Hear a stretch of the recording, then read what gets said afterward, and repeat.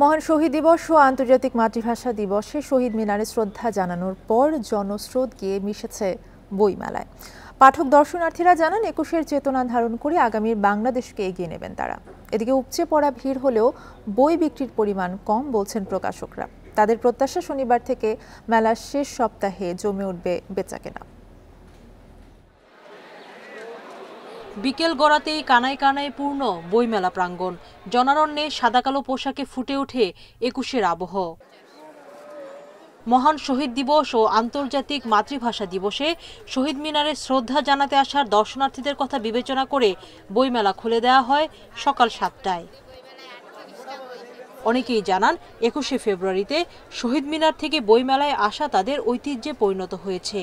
ভালোই লাগে যে এত জনাকীর্ণ মানুষ ২১শে ফেব্রুয়ারি সবাই উৎসাহ এবং উৎসবমুখর পরিবেশে এখানে আসতেছে, বই কিনতেছে। অনেক রকম মানুষের বইয়ের প্রতি ভালোবাসা দেখতে, ভাষার প্রতি ভালোবাসা দেখতে তো অবশ্যই ভালো লাগে। সেই জন্যই মূলত বইমেলাতে আসা, বিশেষ করে ২১শে ফেব্রুয়ারিতে। প্রত্যাশা নতুন প্রজন্মের মধ্যে পাঠাভ্যাস বাড়াতে এবং বহুমতের প্রসার ঘটাতে বইমেলা ভূমিকা রাখবে। তরুণরা জানি আপনার মোবাইল এবং বিশেষ করে ডিজিটালি এত বেশি হয়ে গেছে যে তারা কৃষ্টি কালচার, আমাদের বাঙালি সংস্কৃতি, এইগুলো বিষয়ে কেন জানি তারা আগ্রহ হারা ফেলছে। এই বিষয়ে ফিরিয়ে আনার জন্য আমার মনে হয় এগুলো চর্চারও ব্যাপকভাবে বাড়ানো দরকার।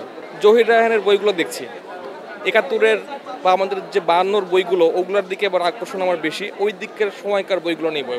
বিশেষ দিনে মেলায় দর্শনার্থী থাকলেও বই বিক্রি কম, তবে মেলার শেষ সপ্তাহে বেচাকেনা বাড়বে বলে আশা প্রকাশকদের। আজকে প্রচুর দর্শক পাঠক আছেন, কিন্তু বই কিনছে খুব কম। এই গত বছরের তুলনায় অনেক কম, জানি না কেন। অনেক নতুন বইও আসছে, তারপরেও আশানুরূপ নয়। ক্রেতা অনেক, সবাই এসে বইটই কিনছে, ভালো লাগছে। কারণ সচরাচর শনিবার থেকে রবি সোমবার এইগুলোতে ভালো পাঠক পাই, আর বন্ধের দিনগুলোতে মূলত দর্শনার্থী বেশি থাকে।